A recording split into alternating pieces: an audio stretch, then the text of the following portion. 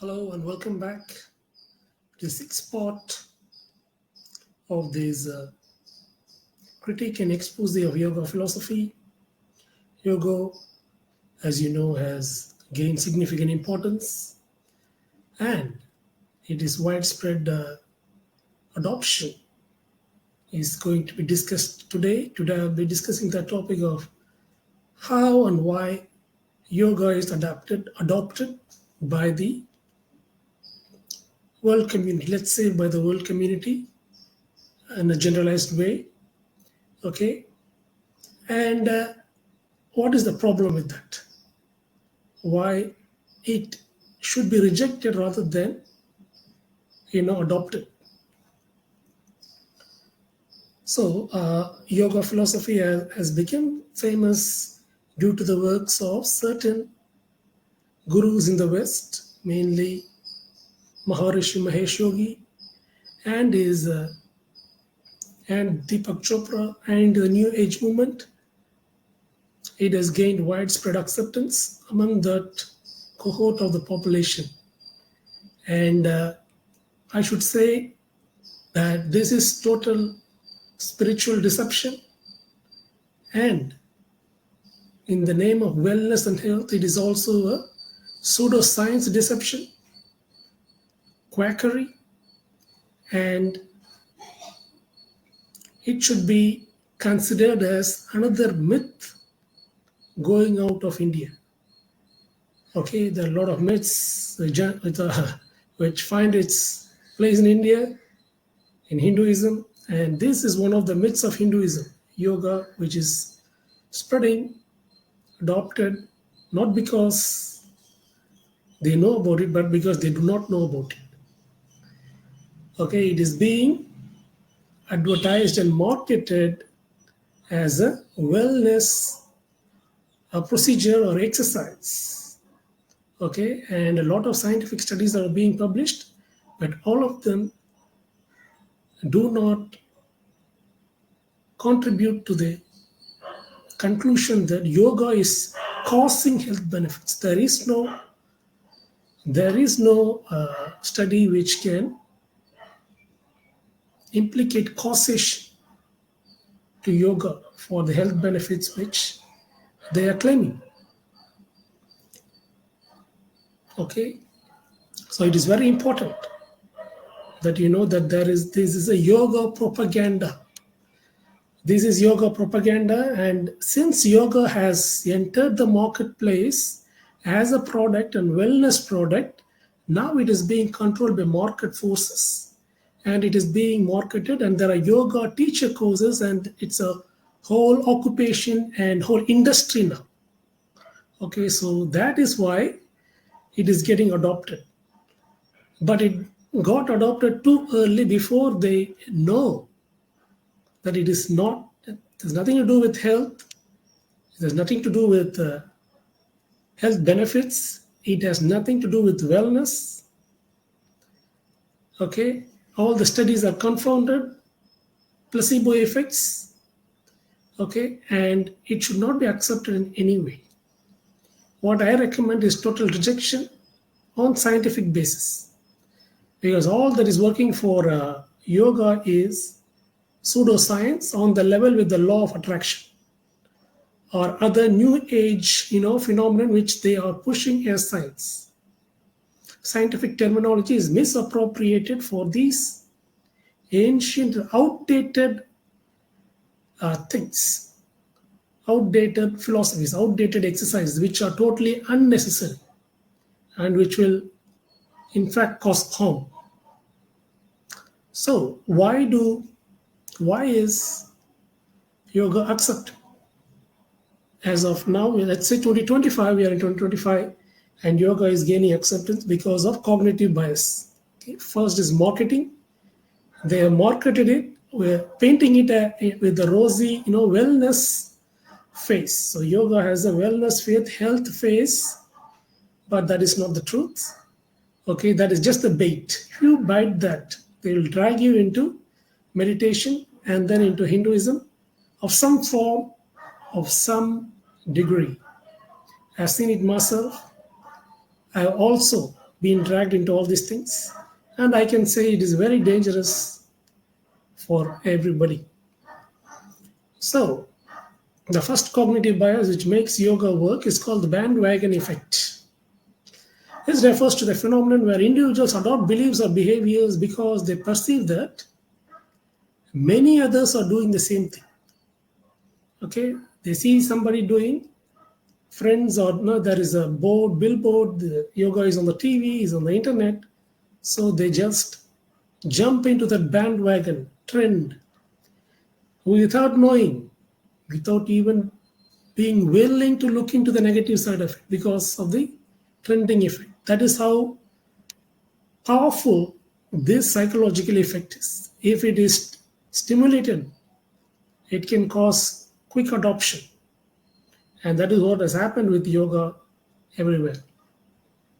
Also, in India and other places, schools are also teaching yoga as if it's a neutral thing. So they're being brainwashed or misinformed that it is not a religious thing. Whereas in fact it is a religious thing, a religious exercise, religious phenomena, but completely from the Hindu practices. Okay, it's a religious practice. Everything, including worship of the sun, the Surya Namaskara. Who is doing Surya Namaskara and telling that it is neutral? When did Surya Namaskara become neutral? So things like that. There's such a deception.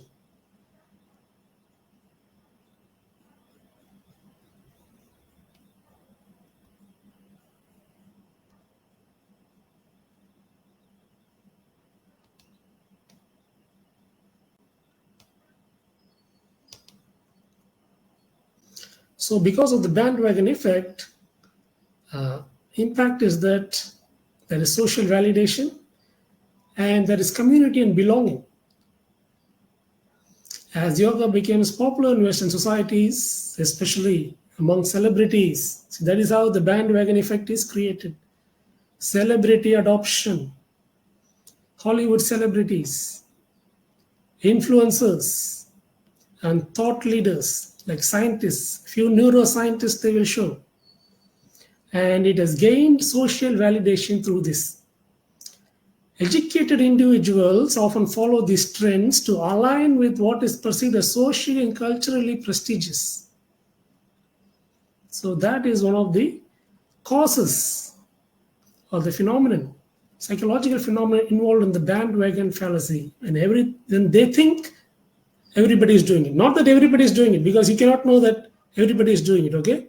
You are made to believe that everybody is doing it, or that a lot of people are believing it is good. Doctors say it's good. Influencers say it's good. Superstars saying it's good, and stuff like that. It goes on and on.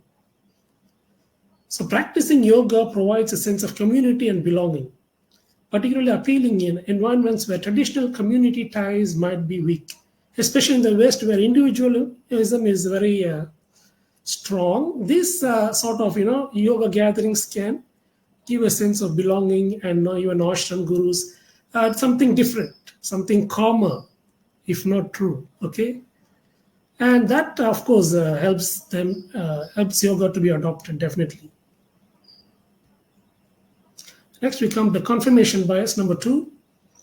It is the tendency to search for, interpret favorable and available information in a way that confirms one's pre-existing beliefs or values.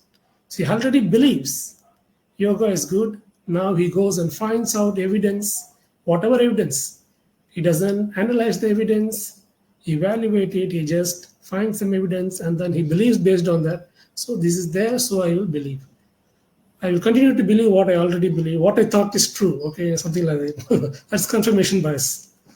Impact on yoga philosophy.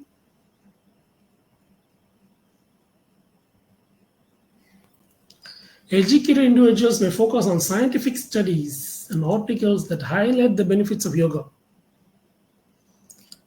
while ignoring the discounting research that questions its efficacy or exposes its logical flaws. As I said before, educated individuals, many of them do not know that correlation is not causation.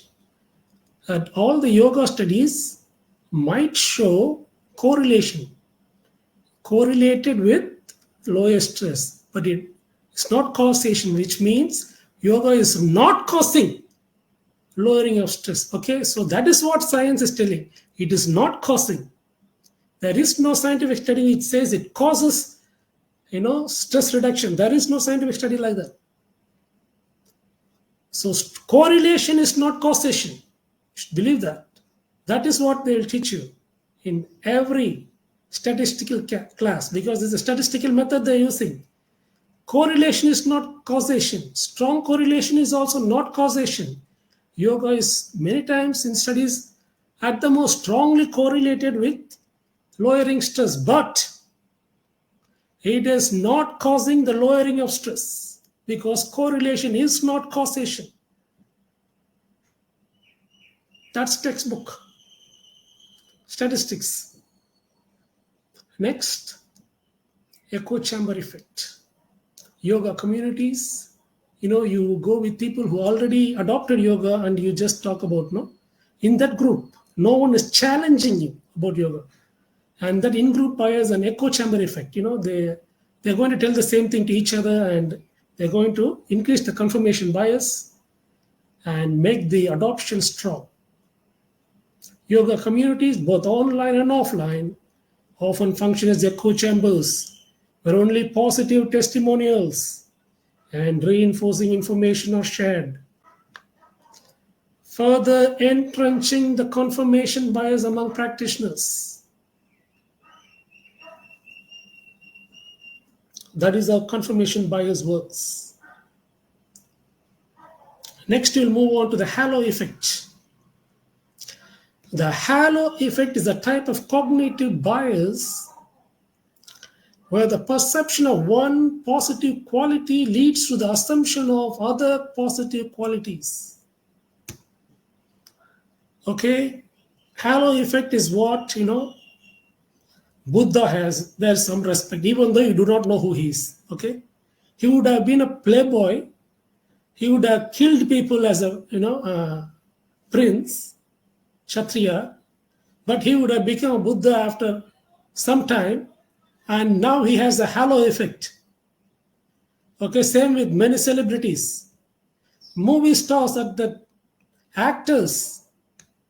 Should I even name them? Many chief ministers were actors because of the halo effect.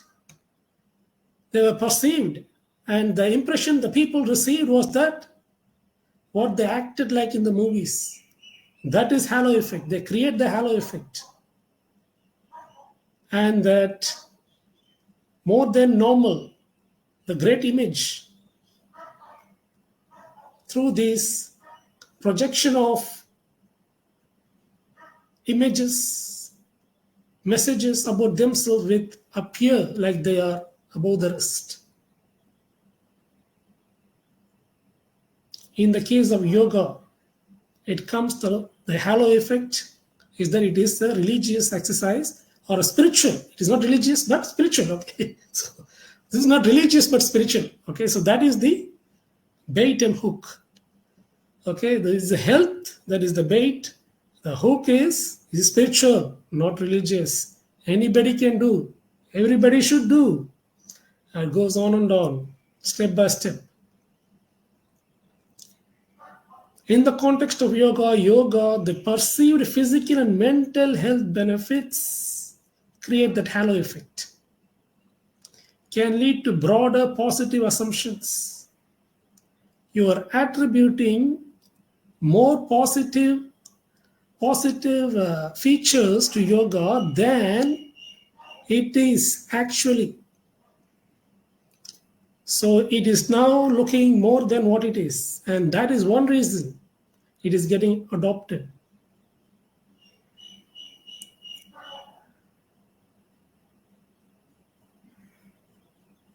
So charismatic personalities are involved with yoga, and this again creates the halo effect which works in favor of yoga.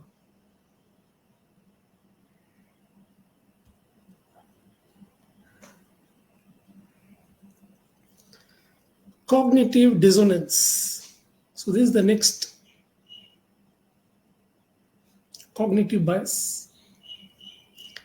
This refers to the discomfort experienced when holding two or more conflicting cognitions. So, to reduce this discomfort because of the contradictory view, individuals may change their attitude or beliefs to align with their actions. Okay, a person has started doing yoga. I go and tell, don't do. He chooses to, for no other reason, make argument for yoga. Okay, and when I make counter arguments, he rejects it, and it creates a cognitive dissonance. And he chooses to align his idea with the action. He will choose to align his idea that yoga is good because he's already doing it. Because he will choose, when there is a contradiction, he will choose, and whatever he chooses, right or wrong, he will go into it deeper. Okay? So impact on yoga philosophy, practice and belief alignment. Once individuals commit time and effort to practicing yoga, they may experience cognitive dissonance if they encounter information which is contradictory to their new practices. To their view, positive view of yoga is challenged. So to resolve this tension, which is called dissonance in their mind, they will adjust their beliefs, they alter their belief to align more with what they are already doing, which is yoga. And they will go deeper into yoga philosophy and find some more answers to give me. Investment justification. Significant investment in yoga classes, workshops, time, money, retreats, and related activities can lead to individuals to rationalize their choice. After all, if they have made a wrong choice, it affects their pride that they have made a significant error in choosing yoga. So they will try to defend it. And they will try to keep defending it and go deeper into yoga rather than making a fair assessment and rejecting yoga. Availability heuristics.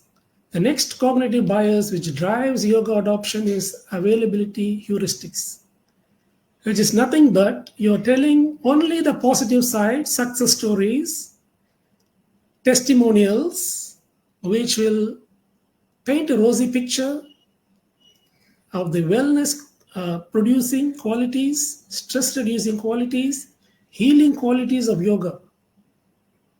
This will happen daily through Instagram, YouTube, everywhere, TV, your neighbor, newspaper. And because of that, you are getting information which is only positive, whereas the negative information is suppressed. Positive representations of yoga in media, literature, academic publications enhance its perceived effectiveness. It is perceived now positively. Whatever the hell it may be, if you do this, it will be perceived positively and its legitimacy will be established, making it more likely to be embraced by educated individuals. That is how powerful availability heuristics is. Next, the appeal to nature fallacy. The appeal to nature fallacy is the belief that what is natural is good or inherently good and beneficial. What about snake bite? Is it good? No.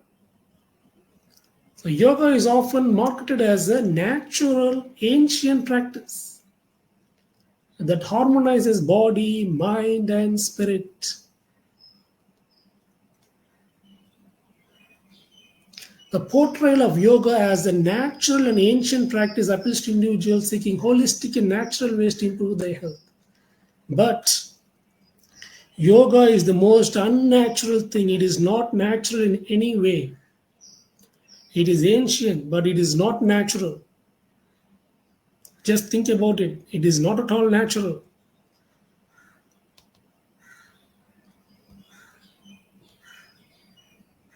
Anti-modern sentiments. There is a lot of anti-modern sentiment among the general population. So there is the elitist population, there is the educated population, there is the white collar, there is the managerial level, there are upper middle class, middle class, lower middle class. In the lower middle class and the lower class levels, there is a anti-modern sentiment that what is modern they are unable to accept because it calls them to reject their traditions. So there is an anti-modern sentiment, and the world is increasingly dominated by technology and synthetic solutions that appeal to nature fallacy, draws individuals towards yoga as a perceived antidote to the negative aspects of modern life. So modern life is bad, okay, but yoga is also bad. But they think modern life is bad and yoga is good. Therefore, they are adopting yoga. Okay, so the truth is both are bad. Dunning-Kruger effect. The Dunning-Kruger effect is a cognitive bias in which individuals with low ability at a task, they don't have skills, they cannot process the information, they cannot handle the cognitive load. There is so much knowledge, they cannot process the knowledge, they cannot handle it rightly, they are unable, they are uneducated, they are not prepared. At the most they can just read, and they think that is education. Is the low ability at knowledge processing, at the task of knowledge processing, which and this becomes too much for them. They do not know, and it in contrast to those with high ability may underestimate their competence, overestimating understanding. In other words, that's a curve. Okay, Dunning-Kruger effect is a curve where initially you think you know everything, then you think no, what I thought is wrong, then it goes down, then you develop a balanced idea. Okay, so it goes like that. I know everything. Oh, I was strong and slight depression. Then you mix it and find out the truth or balance it out, and accept it or reject it in a more moderate way. So that is the Dunning-Kruger effect, and that initial phase is where yoga adoption happens. Okay, I know it's good. I know everything about it. You don't need to tell me all those things. That is the phase. Unchallenged phase, where you're bought into the marketing. Underestimating complexity. Why it is happening is because you are underestimating complexity. Not only are you not able to process that knowledge, the task of knowledge processing, and you are underestimating. You think everything is simple, and there is the answer for everything at your level, which is not true. You like it or not, that is not true. And whenever you get an answer for everything, then most of the answers are oversimplified. The complexity, the reality is removed, and you are given a false version, oversimplified version, diluted version of that, whatever they want to make you accept. So that is the underestimating complexity. It's just simple. Okay, Christianity is simple, Islam is simple, Hinduism is simple, yoga is simple. Everything has to be simple. Otherwise, he will then think he will not come. So they will oversimplify it so that he thinks it's simple. If for mass consumption, oversimplification is a requirement. And that because of that, there will be a lot of adoption. Conclusion: the spread of yoga philosophy among the educated and intelligent individuals is significantly influenced by various cognitive biases, which I discussed. The bandwagon effect, confirmation bias, halo effect, cognitive dissonance, availability heuristics, appeal to nature fallacy, and Dunning-Kruger effect all contribute to the widespread acceptance and promotion of yoga despite its logical inconsistencies and unverified claims. Understanding this cognitive biases provides insights into why yoga philosophy has gained adoption at the international level and gained traction, and highlights the importance of critical thinking and the importance of developing critical thinking skills and the importance of teaching critical thinking skills as part of 21st century education in evaluating everything. By recognizing and addressing these biases, individuals can make more informed and balanced decisions regarding the engagement with yoga philosophy and practice. My recommendation, as I said to you, is that you should reject it. Yoga is a myth, in short. Thank you for joining. May God bless you. Jesus loves you.